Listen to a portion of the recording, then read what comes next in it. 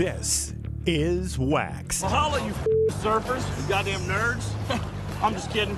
We're all part of the tribe. How are the brakes looking? Got some lefts, some rights, some green rooms, A-frames. A weekly surf talk radio show. Hopefully when you go out there, you'll find your green card and surf on the home. Poser. With your hosts, Cyrus, Saatsaz. All I need are some tasty waves, cool buzz, and I'm fine. Omar, Etcheverry. Locals only, you grommet. Stay off my beat! And Natalie Rose with the news and weekend surf report. Surfing is out of this world. You just can't imagine the thrill of shooting the curl. It positively surpasses every living emotion I've ever had. On ESPN 1700.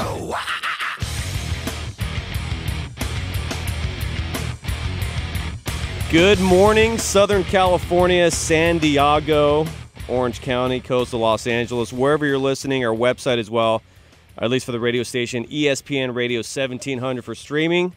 How is it going? I'm Cyrus Saatsaz, one of the hosts of WaXed, a new surf talk radio show, right here again on ESPN 1700. Our website is waxedradio.com.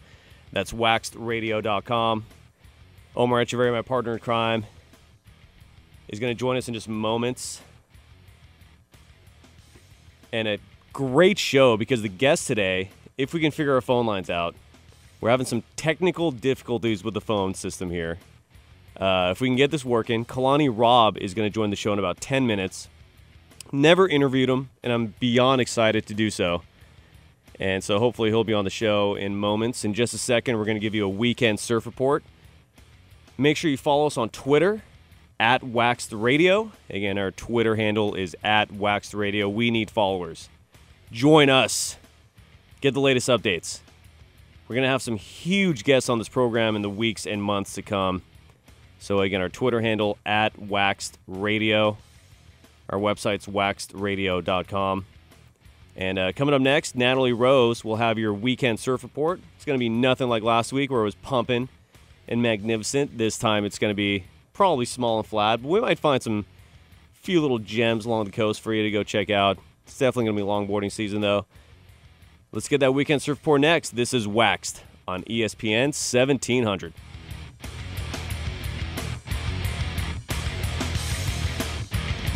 Visit our website, waxedradio.com, to get complete show podcasts and follow us on all social media at WaXed Radio. Now, here's your weekend surf report.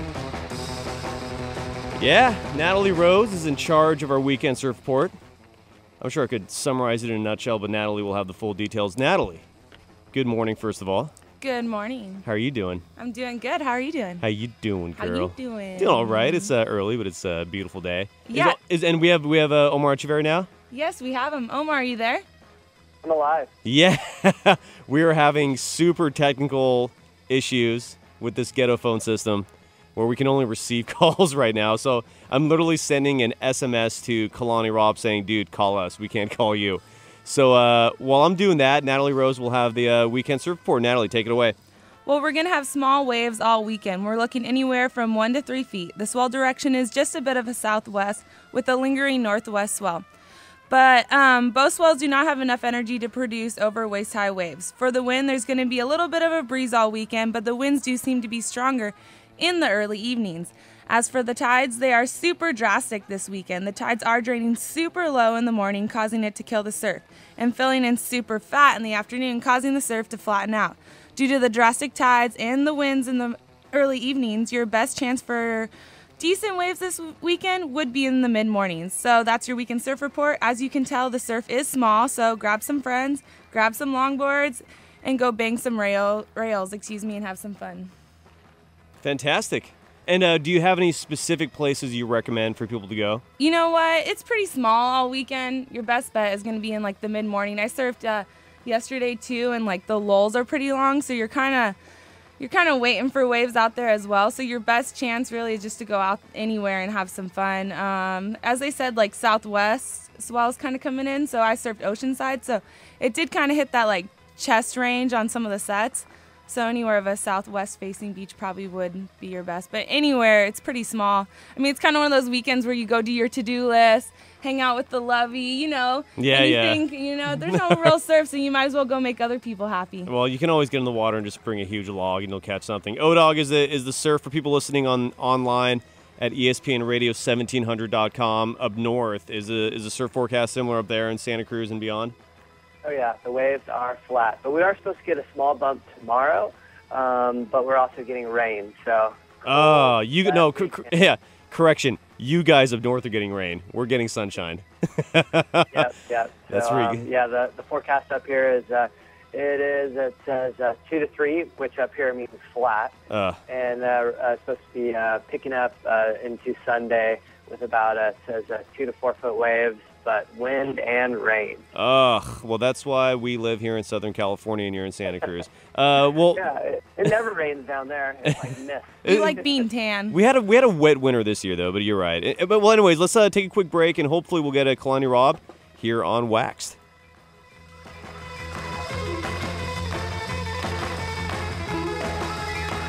Visit our website, waxedradio.com, to get complete show podcasts and follow us on all social media at WaXed Radio. Now, more WaXed. Yeah, the name of the program is WaXed. Surf Talk Radio, ESPN 1700. We're fairly new. Omar and I have been doing this program in general, like action sports radio, for a long time, but this brand new show is it's our third edition. And with that said, you cannot get a bigger guest than this. If you followed surfing for any extended period of time, you know our next guest. You borderline idolized the man. I certainly did. Whether it was watching him on drive-thru, countless incredible surf videos, contests, he defined progressive surfing, in my opinion, and it's a pleasure to have Kalani Robb on the program. Kalani, how you doing, brother? Good morning, guys. Morning. And Omar Etcheverry's on the phone, so you guys will both be on the phone. But O-Dog, say what up? Yeah, what's up, Kalani? How you doing, man? Morning. Found patrol. I know, right? It's early. It is. It's a little too early. But Kalani, where in the world are you right now? I'm in San Clemente at the moment. Oh, so you're not far from us at all? No, not too far. Oh, nice. So is this I mean, for most people who know who you are, follow your career, you're born and raised Hawaiian on Oahu, but is Oahu still home? Is here home? Like what's home these days? I mean, realistically, during the winter time, when the season starts and all that stuff at the North Shore, I'm there pretty much the majority of the winter, and the rest of the year I reside right here in California at San Clemente. Beautiful. That's fantastic. Where do you surf when you're over there or over here? I mean, San Clemente.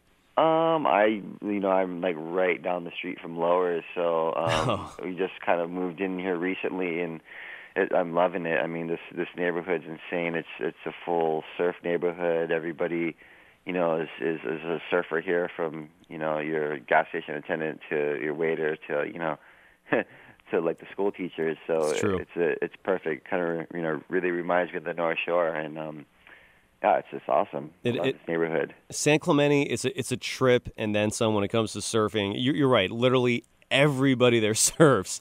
It's out of control, and we're joined by Kalani Robb here on WaXed. So, dude, I've followed your career for a very long time. We're talking, when I played that Kelly Slater video game, I know you were in that, and I played that as a kid. I mean, you're in some unbelievable surf videos. Literally, it was like when I saw you surf, I was like, that's what surfing is. That's how it should be.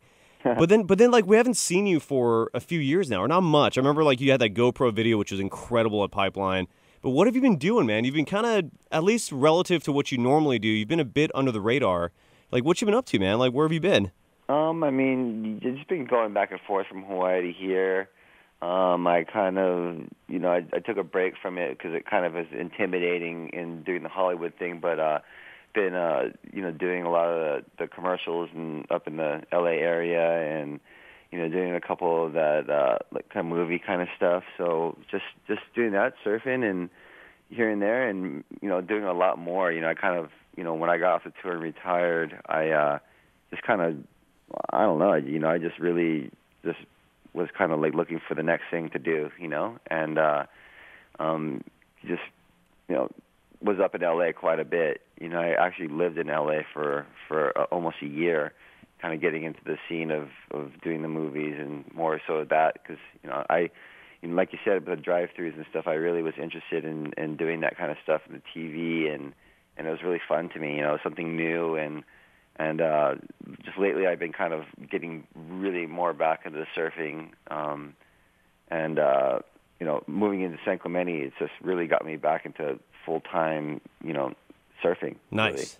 Really. Very nice. And, I know you stopped competing a while ago. Do you miss competition at all? I mean, man, you were, gosh, such a good competitor back in the day. I mean, boy, I remember through amateur days all the way into the World Tour. It was just, man, you could surf a heat better than anyone I knew, and you were just amazing.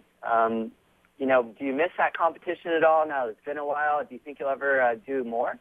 Yeah, actually, I mean, I got to admit, like, when it comes to, like, Surfer's Paradise, when I'll watch, like, the Kira event, and this year, watching Kelly, the waves are incredible. Right.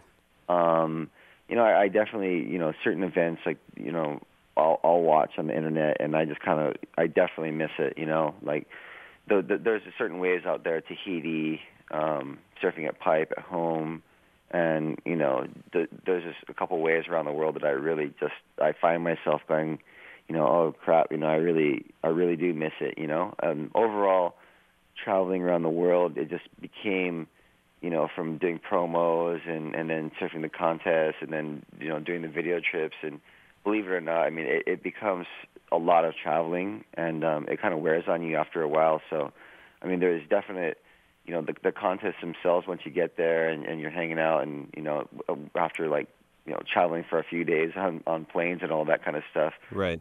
It's great, but it definitely, it's kind of like a definite miss. And at the same time, I sure put in a lot of years, and surfed everywhere at least, 15, 20 times over there, over my career. Yeah. So, I do, the big thing I do really miss young. is being able to surf in the lineup at Pipe with just one other guy, Right, and I guess that is like one of the perks of being on the World Tour, right? You surf these amazing places like by yourself, which is incredible. Definitely one of the incentives of being a competitor on the ASP World Tour. We're joined by Kalani Robb here on WaXed.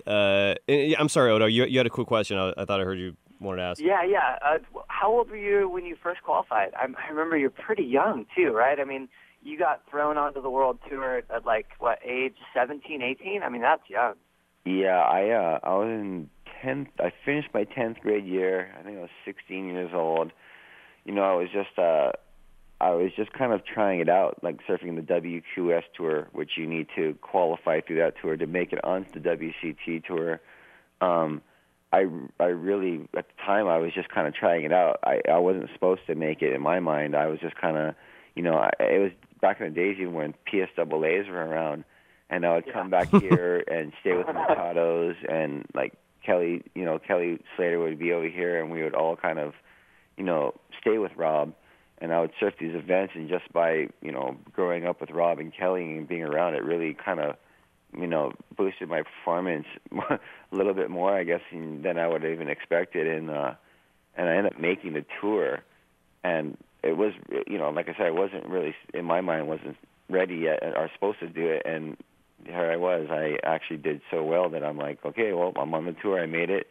I'm just ending my 10th grade year, and I had been, taking my homework on the plane and doing it, the night before the contest, and then surfing the contest and going right back to school. So it was, it was a good shock, and, I kind of, shocked myself, and there I was, 17 years old on the tour, couldn't rent a car, basically couldn't travel by myself. I had to, at the time travel with, Rob and those guys because they were old enough to rent cars and stuff like that.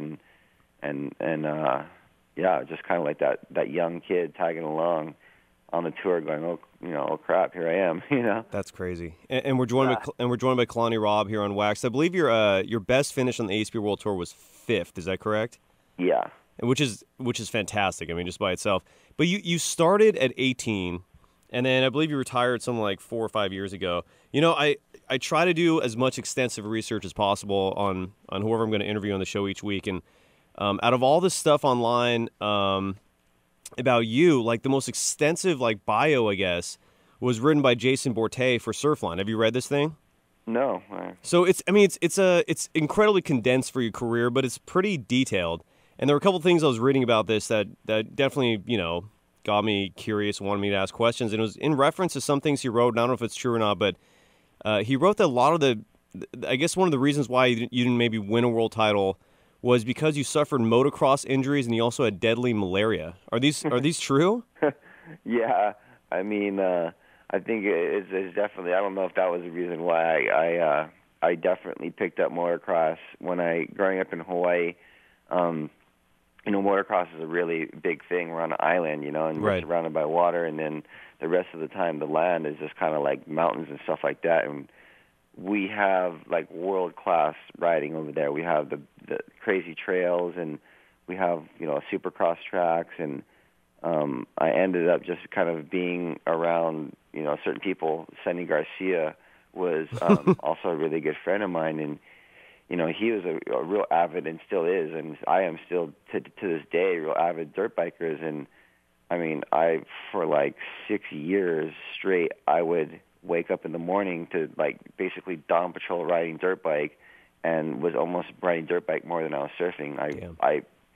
I love dirt biking. I still to this day love dirt biking as much as I love surfing, which sounds crazy, but just the thrill, the extremeness of it, the risk of it, and the speed, and I don't know, there's just something about it that I absolutely got addicted to like crazy.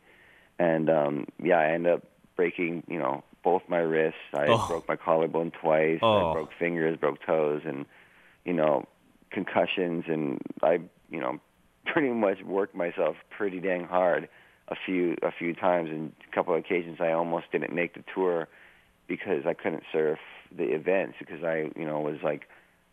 Once I was like hiding a broken wrist, and it was like, I forget what I said. Like, I forget like how I said I broke my wrist. I fell down or something, you know what I mean? And didn't really want to let people know that I was getting so crazy in the dirt biking. Right.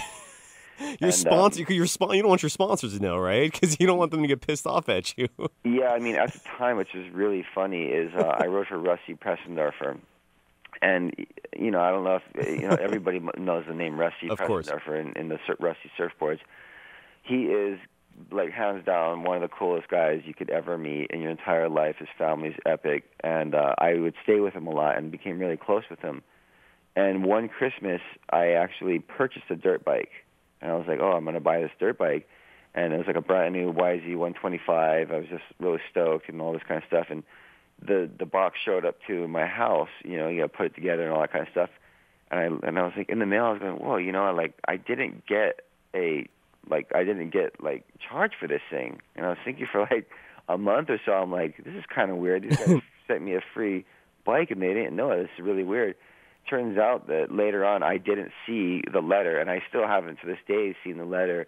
But Rusty Pressendorfer figured out, or maybe talked to my parents or something, and he canceled my credit card and put it on his credit card. And this is like something that I thought I was kind of hiding. Wow. And I guess the card in the box had Mele Kalikimaka from Rusty, and I wrote for him, and thanks for riding for the team and all this great stuff. And he like later on, it was kind of embarrassing because I like literally did not see it.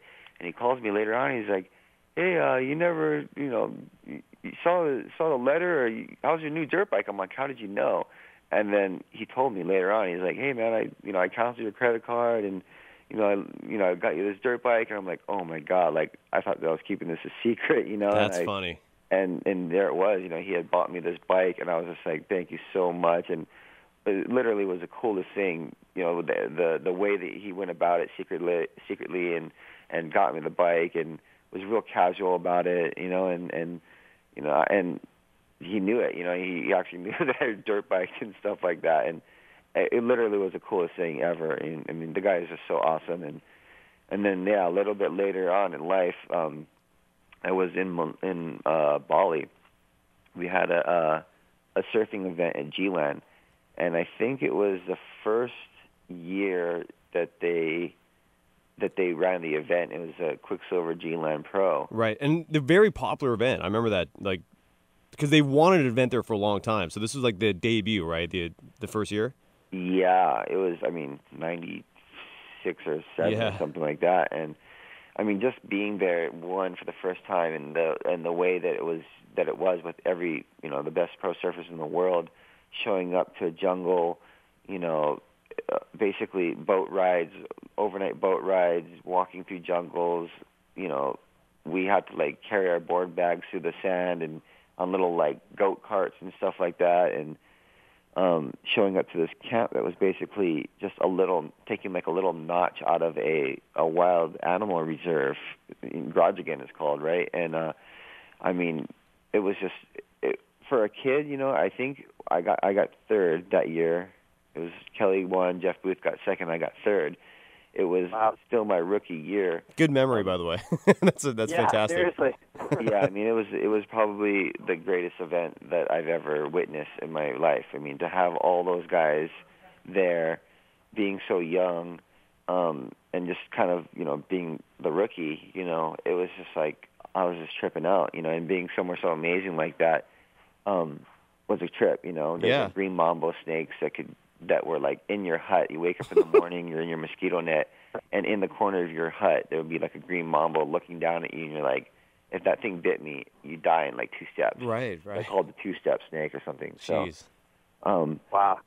It's crazy. You walk around the reef and there's like stonefish, and you could basically step on a stonefish and die. Jesus. You could get bit by that snake and die. You could go in the water, and I seen one of the biggest sharks I've ever seen in my life chase me down, and what? Like basically catch a wave in because this like 15-foot shark was coming in trying to eat us, and jeez, and then all of a sudden it's like 15 feet, and then there's a wave. It's like all these different things that go on this wild place. It's amazing. And survival, dude. And here I am worried about all these different things, and a friggin' mosquito bites me, and I almost die.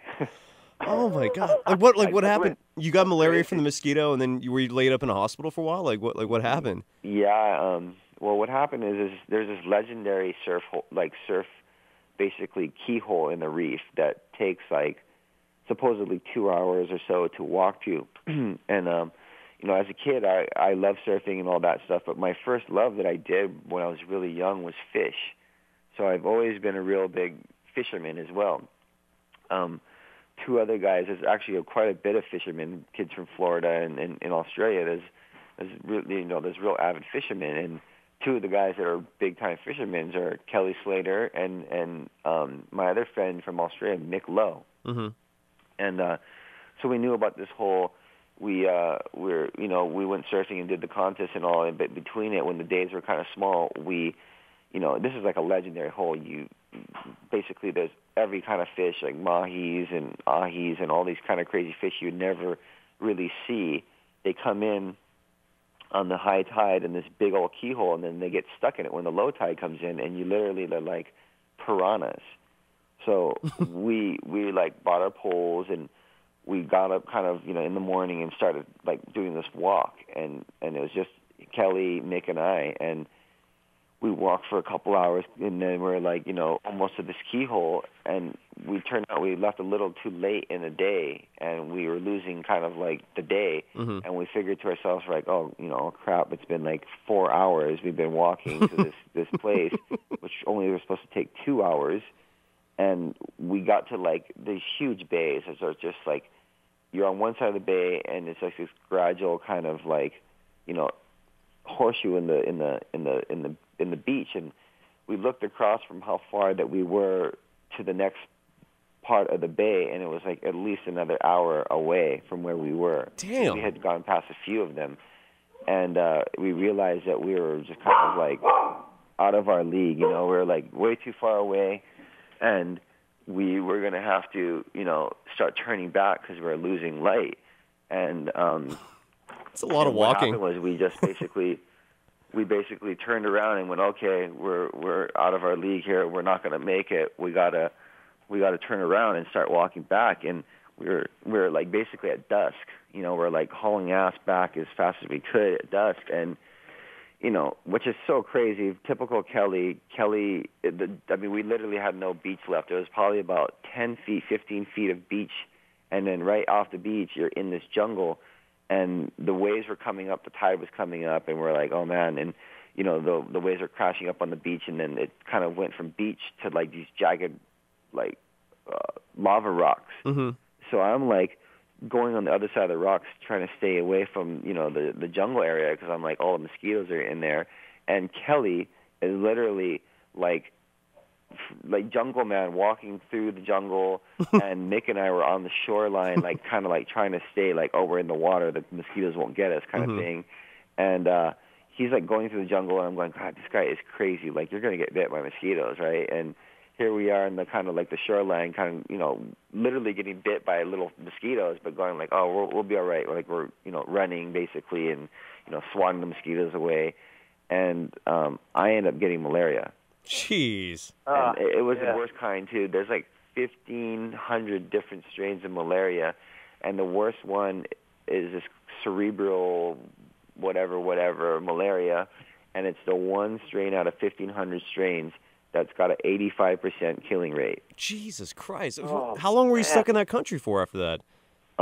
I went to the Billabong Challenge, which was like another week or so after that event. So the incubation time of that particular strain was like anywhere from 5 days to like a week, because it's like an accelerated strain of malaria or some kind of craziness. And I ended up, like, literally when I was getting on the plane at the airport in Denpasar in Bali, I started feeling really weird. Like, it's like you could tell, like, I wasn't feeling right, and my back hurt, like, extremely, extremely bad. Like, I had this crazy, crazy backache. And it was happening when I got there on the plane in Denpasar. And then you have to fly from Denpasar via Japan to get back to Hawaii. And when I was in the plane, I was feeling kind of like, oh, this is weird, like, I don't feel so right. And then I got to Japan, and I was with, like, Ross Williams and Dorian and Kelly and Rob and all that kind of stuff. They're flying back to, Hawaii and then back to America. And I was telling these guys, I'm like, hey, man, I don't feel well. And they're like, suck it up. We're all pro surfers. We do quite a bit of stuff, and we go through all these kind of, crazy trials and tribulations on tour, you wouldn't believe.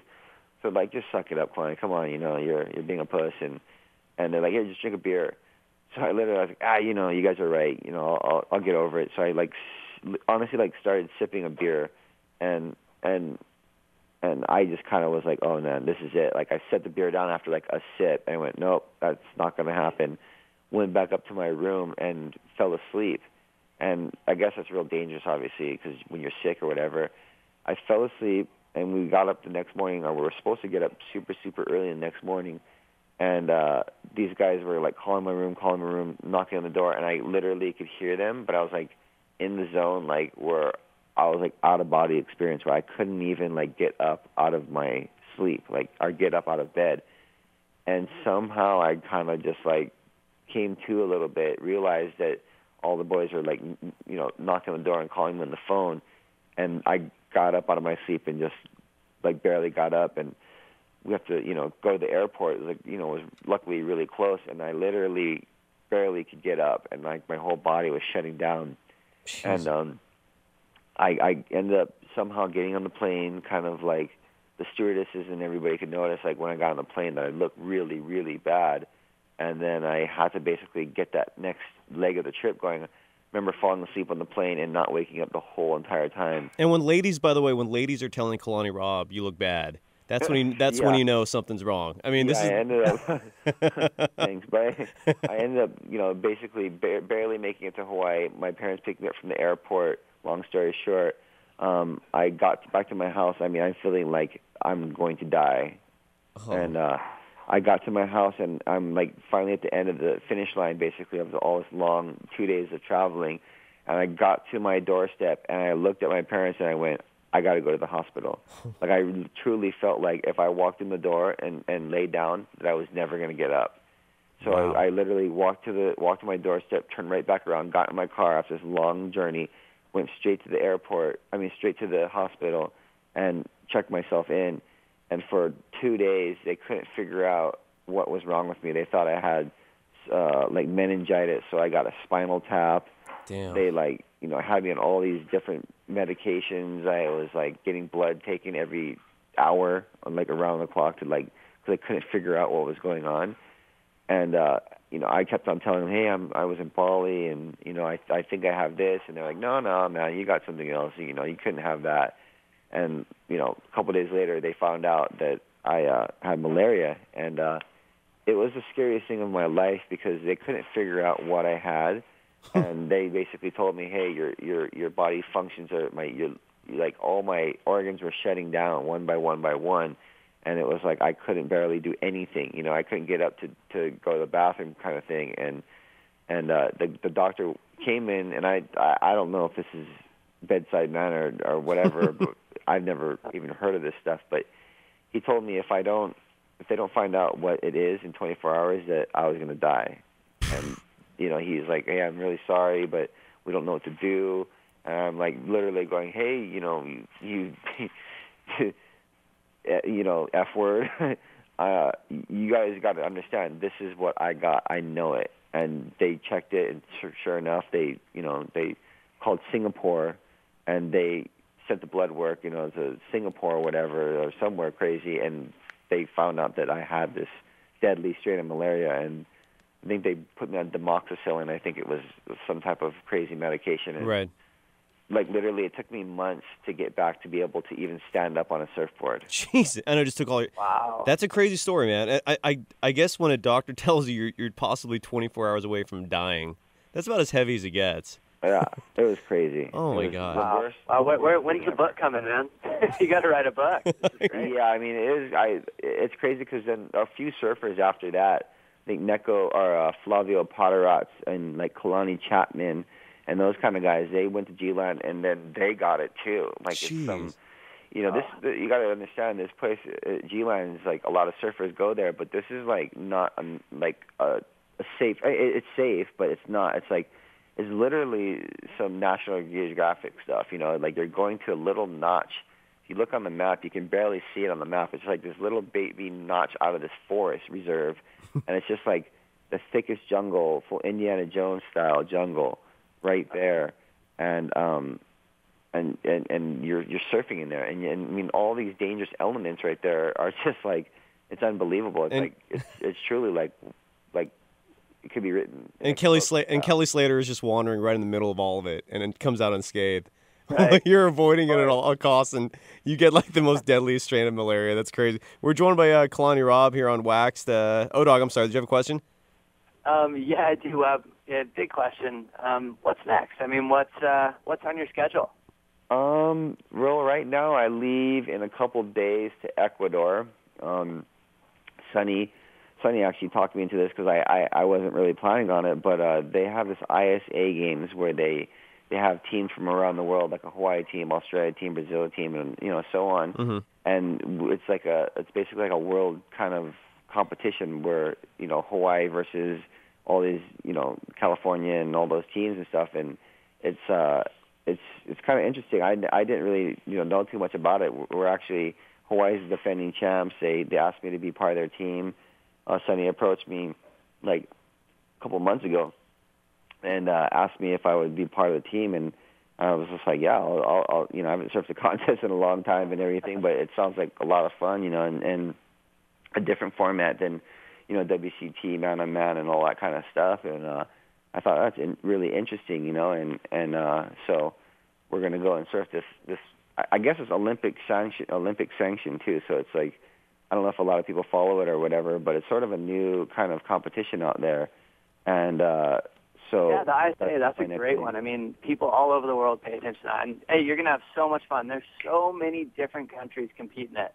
It's kind of from what I read, it's kind of like the model where they're trying to get surfing into the Olympics. So they're kind of testing it out, and every country you can imagine that surfs will be there. Wow. So Kalani, maybe you're going to be, without even knowing it, you're going to be competing for the 2020 Olympics.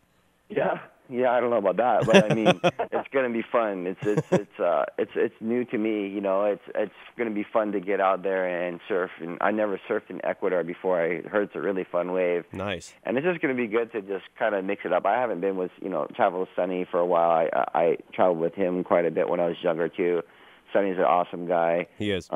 He won the last one, so I'm it's good to go with him. He's always been like a mentor to me. He's always like, kicking my ass around and telling me like, hey, you're messing up. You got to do it like this. And I never listened to him, so I think I'm gonna kind of take his advice nowadays and see if he can get me back in this contest groove. And I'm excited to actually, kind of mix it up again with the boys. It's gonna be cool. And there's never a dull moment with Sonny Garcia, that's for sure. No, never. We'll probably be talking dirt biking the whole time. Literally, we were such crazy dirt bikers. I went to Anaheim 1, Anaheim 2, that's right here in the area, and it's just like watching all these guys ride dirt biking. I just got the itch. I want to ride again, but it's funny because as much as we're hardcore surfers, we will talk surfing, and when it comes out in the contest, we'll be surfing this event, but literally we'll be probably talking about dirt biking the whole time. Beautiful. That's awesome. I mean, by the way, random question. I've heard your name a lot in the last couple of years from this random. I can't remember his name. He's one of the Hobbits. Yeah. And he was in that show Lost. Do you know what I'm talking about? Yeah, Dominick. That's a real good friend of mine. Yeah. Why does he? Yeah. What's the story there? I don't know how many times he's been on talk shows, and he goes, yeah, man. Kalani Robb, him and I, we go surfing. I've heard that. I don't know how many times. What, like, are you guys like good friends now and you go surf all the time? Yeah, we're very close friends. We actually met when he was filming that show Lost in Hawaii. We just met and became really, really close friends. He loves surfing. He's a real athletic guy. Big soccer player. He's from Manchester, so he's like a full Manchester United fan. And, oddly enough, he really took to surfing because, I mean, when they're filming over there, the big sport is surfing, and we met, and I took him surfing a bunch when we were over there, and he was filming Lost there for years. Like, I mean, he was there for like maybe 3 years or 4 years or something. So, and he was dating that actress Evangeline Lilly, I think was her name. Yeah, who was smoking. So I would take them both surfing quite a bit, and like the full paparazzi, blah blah blah. So we would kind of go to real secret spots and just kind of like, keep it mellow, and he really enjoyed being in the ocean. So we really hit it off, and we were still to this day really, really good friends. I actually, when I was living in L.A., I was living with him, and we still surf. Like he actually probably be coming down here the next day or so to come surf because he still surfs quite a bit with me. And he's an unbelievable dude, such a great guy, incredible actor, funny as hell. Mm-hmm. And it's like I've known the guy forever. I mean, it's been like probably like 8 years now or something like that. We've known each other, and I mean, we had the best time. He got me into soccer, and we basically just surf, soccer, hang out. And it's funny because I always joke with him. He's such a great actor. I go, hey man, are you really my friend? I tell you what, you could be acting like you're my friend. True. You never know. Well, it's just so funny because he's an awesome dude. He actually, when I got married, he's actually one of my groomsmen. So wow, look at that. That's crazy. So there's a really good and you clearly are a good friend if you did not try to steal his woman away, because that chick was banging, dude. She was on fire. But and before we let you go, speaking of you just saying you were married, I mean, I don't know how many friends, sisters, girlfriends of mine growing up, and even like today, when your name is mentioned, like they're just like dreamy-eyed, dude. You were the ladies' man. I'm sure you dated countless supermodels and whatnot, and you're married now. You're off the market, huh? What happened? Yeah, I met my wife a few years ago. She is the ultimate girl. She's beautiful. She's the best best thing that ever happened to me. It's just I met her. She's actually was San Diego Chargers. Cheerleader. Bravo, bravo, Kalani. How we Kalani. met, which was attractive enough to be a cheerleader, was that she was like a semi-professional skateboarder. Really? Wait. I was like, at first glance, I'm like, you're not a skateboarder, but I thought, wow, that's so interesting. Like a girl that's this hot. I'm like, you're BSing me. You know what I mean? You couldn't be this. And we actually just met through some mutual friends in the full skating community, and and we just hit it off, and yeah, I'm just couldn't be luckier. And she's amazing, and we actually have our first baby. We have a 1-year-old baby now. Oh, congrats, man! That's fantastic. So, and do you have a website or like where do people? I mean, do you share these kind of stuff? Do you have like a public Facebook profile? Like, can people? I've seen pictures of your baby, man. Adorable. I mean, congrats, dude. She drives me absolutely crazy. She's like standing up on chairs, trying to like balance, driving skateboards, trying to like skateboard already at 1 year old. She's got like, because I mean, obviously my wife's super athletic and I'm really athletic. Right. She scares the crap out of me because she's like always trying this stuff, and I'm like, she's like a little daredevil, and I'm just like, what is going on here? Like, aren't you supposed to just be kind of barely crawling and just kind of cruising, you know? And I mean, this girl is she's the most beautiful thing I've ever seen in my life, besides my wife, obviously, but she's just like the cutest thing. It's so fun being a dad, and it basically, the wildest thing is she really inspired me to do some kind of crazy stuff, and we're actually starting a clothing line named after her. It's going to be called Kea. Oh, and, how do you spell that? Yeah, and how do you spell it, Kalani? Kea. Kea clothing. Kea, yeah. Kea. Kea by basically by Kalani Robb. That's going to be like a clothing line, and it just really inspired. Like after having a little baby girl, and knowing that I'm going to be a dad, and all that kind of stuff, and that I'm going to grow up, and she's going to grow up, and I just kind of thought to myself, it should be. I just, love. I kind of got this thing. My wife goes around and buys all these cutesy clothes, and I'm always trying to dress her like a boy. You know what I mean? And she's like in this pink and all this kind of stuff. So we, being sponsored by all these different companies, I have like this thing about clothes, and I really love the whole lifestyles and that kind of designs and stuff like that. I've always been like as creative as really creative, I suppose, is being around all this stuff, and it just really inspired me to kind of to make something around my daughter, and kind of empowering for little girls that are going to be growing up, and kind of like the surf style and stuff like that. So we've started designing stuff, and we're going to be presenting it here pretty soon, and kind of getting out there. So really excited about that, and excited about seeing her in some little clothes. It's going to be classic. That is classic. And how can people follow like what's going on with your clothing line? And do you have a website? And name all your sponsors as well. Who's paying all your bills? Well, yeah, I have a website. It's called kalanirobb.tv. I fought it for so long because I thought, this stuff's so lame and all this kind of stuff, the Facebooks and, the Twitters and the Instagrams and the viddies and all that kind of stuff. But I got a Instagram, which a lot of people follow. It's pretty funny because I'm always usually posting stuff of my baby. But it's also, at Kalani Robb. Nice. Like I got my Twitter and all that kind of stuff, and the Facebook. I think it's basically all at Kalani Robb, and just using my name. Perfect. And then I just actually, which is really interesting, like I said, I've been fighting the whole social media, but I just opened an account on Viddy, and that's kind of my new fun thing to do is post little videos on this social media site. And, you follow all your funny stars, and I follow some pretty funny people. You wouldn't think that I would be following, but I follow some funny people and just kind of see, the lives of these guys, and what they do. And yeah, it's fun. The whole social media thing, it's really crazy. I know that's like the new thing everybody's got to do. So yeah, I mean, you can follow me on that kind of stuff. You can see where the clothing line is going to go. I upload a bunch of my GoPro videos and stuff. I write for GoPro. I write for Channel Island Surfboard.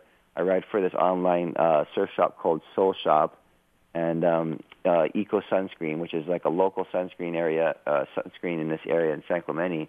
And it's been really wild. The GoPro is probably one of the biggest, if not the biggest, growing action sports company in the world. It's huge, Kalani, and that's actually how. I mean, in that video you made on where you're surfing Pipeline, you really, in a lot of ways, opened that GoPro door, and I'm sure they're grateful for that.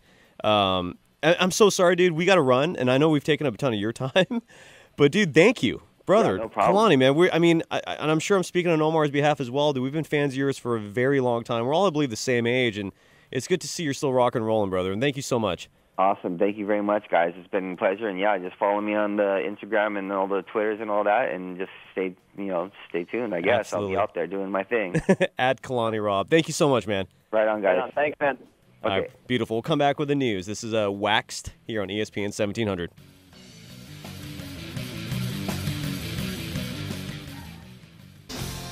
Visit our website, waxedradio.com, to get complete show podcasts and follow us on all social media at WaXed Radio. Now, here's a recap of the weekend surf news. Yeah, welcome back to WaXed. I want to first thank Kalani Robb again for coming on the program. Fantastic interview. O-Dog, that brother can talk. He should have his own radio show. Seriously. No, that was awesome, dude. I'd rather... Great stuff. Yeah, exactly. And I'd rather have a guest who talks than someone that we have to drag everything out of. You know what I'm saying? Oh, yeah, totally. No, and it's so good to hear for everyone out there what he's doing now. I mean, seriously, I had no idea. No, I don't know if anyone did. So it's really cool. Exactly. Well, Natalie Rose has the news. What's been going on this week in surfing? Well, Greg Long wins Big Wave World Tour. Long did not win a single event all year, but he did rack a couple second and third place finishes, which allowed him to take home first on the BWWT. Long win was officially christened at the Surfing Heritage Foundation Museum in San Clemente this past Saturday. And congrats to Greg Long. Speaking of San Clemente, that's his hometown, and we're going to get him in studio soon. He's been a friend of this program for a while. I mean, he's going to sit in with us and do a whole co-hosting thing, so stay tuned for that. O-Dog, what's your take on the Big Wave World Tour? You like it? I do. It's just extremely young right now, you know. So I think that it has some growing up to do, but the guys running it are great. You got Gary Linden, a good friend of mine, Rusty, over there. So, yeah, there's good guys running it, but it's young, you know, and it probably needs some money, but so far it's going great. Beautiful. What else is going on, Natalie? Well, Joel Parkinson was on an Australian radio station this past week, and he talked about how one of his surfboards got stolen. He said he went surfing. He came in, his car was broken into, all his surfboards and everything in the car was taken. And he said he'd offer a reward if surfboard was found. So this is what he said his surfboard looked like. He said it was his signature model, the JS model, and he said he had his name on it. Kind of, I think, don't you have that in your garage, Cyrus? You, me? Yeah. I was over at Bell's Beach this week stealing surfboards from Joel Parkinson. But that is kind of fun. You know what's funny, O-Dog, is Natalie, that is some, if we had an industry snap this week, that probably would have been it. Because this wasn't reported anywhere. I literally had to dig all over the place to find this random story. And Natalie and I did this together, actually. O-Dog, have you heard about this? No, that's great story, though. I hope it's not the board he rode in the Goldie. I mean, what if it's his magic board? Hey, that's brutal. If he's offering a reward, it might be. Because how many free... Yeah, how many free boards does he get? You know, last interview I saw with one of those pro guys, they go through about 180 boards a year. Damn. That's insane, dude. Crazy. I won't go through that in my entire lifetime. I won't go through a quarter of that in my, well, maybe a quarter, but like not half in my entire lifetime. And they go through that in a year. Insane. Crazy. That is insane.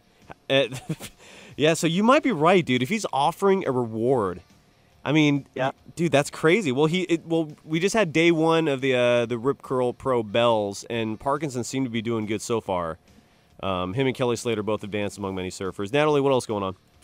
The San Onofre nuclear power plant could be running again. The seaside power plant between San Diego and Los Angeles has not produced electricity since January 2012. The plant could be operating soon, though. They say it has the power to run safely at full power, but only for 11 months, because after that, they could be afraid of breaking down. That is stupid. They shouldn't restart that thing, period. There is no need for it. It is nothing but a catastrophe waiting to happen. Just shut it down. Oh, gosh, I know. The cones, the famous cones. Yeah, exactly. The breastitis. Dolly Parton. Yeah, it's always one of my favorite scenes in the movie Naked Gun, when he's reflecting on his ex-wife and he drives by San Onofre and he goes, everything I see reminds me of her. Love it. But just shut that thing down. What else going on, Natalie? Okay, Serena Brooke wants same-sex marriage to be legalized. Professional surfer Serena Brooke and her partner share a home, finances, and 2 twin daughters together now. One thing they don't share, though, is a marriage license. Brooke, who gave birth to her twin daughters 11 weeks ago, says she doesn't see same-sex marriage being legalized in the September election, but she wish it would. That's, for a country as progressive as Australia, very shocking that they're not on this gay marriage movement. Yeah, she said that in the article. She was really surprised. Crazy. Yeah, their government is so different. I mean, you'd love to say that Australia is super liberal, but I mean, the fact is that it's a commonwealth, So their whole law over there is pretty trippy. Yeah, I agree. Almost as surprising as Australia not being pro-gay marriage is Serena Brooke lesbian. O-Dog, Yeah. did you know that? Yeah, we were both on a Team OP for a long time. I did a bunch of company trips with her and stuff like that. She's such a nice person, and she's hot. We've interviewed her. Yeah, we have, and she's smoking hot, which makes me really. You really think she's 100% lesbian? You know what? I think she is, because it took her a long time to kind of come to it. I know she dated some guys I knew, and I believe, she was even engaged to a famous surf photographer for a while. Wow. Tom Survey. So yeah, I think when it takes someone that long to come to this reality, especially at this point in their life, I think it's legit. Yeah, it's a crazy story on many levels. We're out of time. Natalie, you did a fantastic job. Thanks as always with the news. We'll get some more next week. And that's going to do it, O-Dog. Great show as always. I thank you, everyone out there, for listening. And, boy, Kalani, right on. Thank you. Absolutely, dude. Kalani Robb, love the man. Fantastic interview. If you missed that, our website, Omar, tell your brother to get this site launched, dude. What is going on? We've had 3 shows now. We still don't have a functioning website yet. We do, if you just Google, or if you go to, our Twitter handle is WaXed Radio. It's WaXed Radio. It's the same handle for our YouTube page where we actually put all our shows.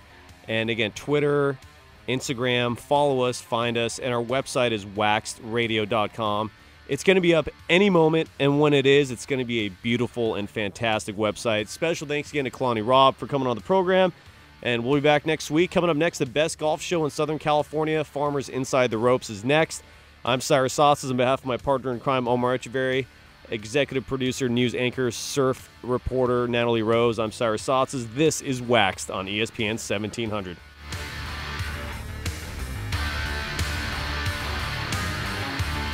That is it for us today, and we will leave you with a... I can't do it. No. We'll do it live. Do it live. And thing sucks.